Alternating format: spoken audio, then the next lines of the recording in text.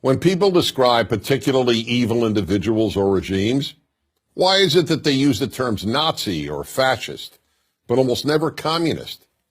Given the unparalleled amount of human suffering communists have caused, why is communist so much less a term of revulsion than Nazi?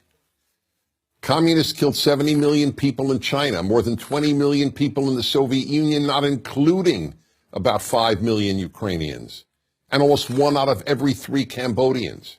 And communists enslaved entire nations in Russia, Vietnam, China, Eastern Europe, North Korea, Cuba, and much of Central Asia. They ruined the lives of well over 1 billion people. So why doesn't communism have the same terrible reputation as Nazism? Reason number 1, there is, simply put, widespread ignorance of the communist record. Whereas both right and left loathe Nazism and teach its evil history, the left, and I'm talking about the left, not traditional liberals like Harry Truman or John F. Kennedy, has never loathed communism. And since the left dominates academia, almost no one teaches communism's evil history. Reason number 2, the Nazis carried out the Holocaust. Nothing matches the Holocaust for pure evil. The rounding up of virtually every Jewish man, woman, child, and baby on the European continent and sending them to die is unprecedented and unparalleled. The communists killed far more people than the Nazis, but never matched the Holocaust in the systemization of genocide. The uniqueness of the Holocaust and the enormous attention rightly paid to it have helped ensure that Nazism has a worse name than communism. Reason number 3, communism is based on nice-sounding theories. Nazism isn't. It's based on heinous-sounding theories. Intellectuals in general, including, of course, the intellectuals who write history, are seduced by words, so much so that they deem actions as less significant than words. For that reason, they haven't focused nearly as much attention on the horrific actions of communists as they have on the horrific actions of the Nazis. They dismiss the evils of communists as perversions of true communism, but they regard Nazi atrocities, correctly, as the logical and inevitable results of Nazism.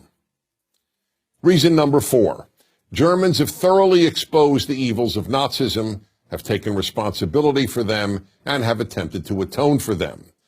Russians have not done anything similar regarding Lenin's or Stalin's horrors. To the contrary, Lenin, the father of Soviet communism, is still widely venerated in Russia. And as regards Stalin, as University of London Russian historian Donald Rayfield puts it, quote, people still deny, by assertion or implication, Stalin's Holocaust, unquote. Even less so as China exposed the greatest mass murderer and enslaver of them all, Mao Zedong. Mao remains revered in China. Every Chinese currency note has his picture on it. Until Russia and China and Vietnam and Cuba and North Korea acknowledge the evils their countries committed under communism, communism's evils will remain less known than the evils of the German state under Hitler. Reason number 5, communists murdered mostly their own people. The Nazis, on the other hand, killed very few fellow Germans. World opinion, that largely meaningless and amoral term, deems the murder of members of one's own group far less noteworthy than the murder of outsiders. That's why, for example, blacks killing millions of fellow blacks in Africa elicits almost no attention from world opinion. And reason number 6, in the view of the left, the last good war was World War II. The war against German Nazism and Japanese fascism. The left does not regard wars against communist regimes as good wars. For example, the American war against Vietnamese communism is regarded as immoral, and the war against Korean communism and its Chinese communist backers is simply ignored. Until the left and all the institutions influenced by the left acknowledge how evil communism has been, we will continue to live in a morally confused world. In the meantime, all good people owe it to the victims of communism to learn what happened to them.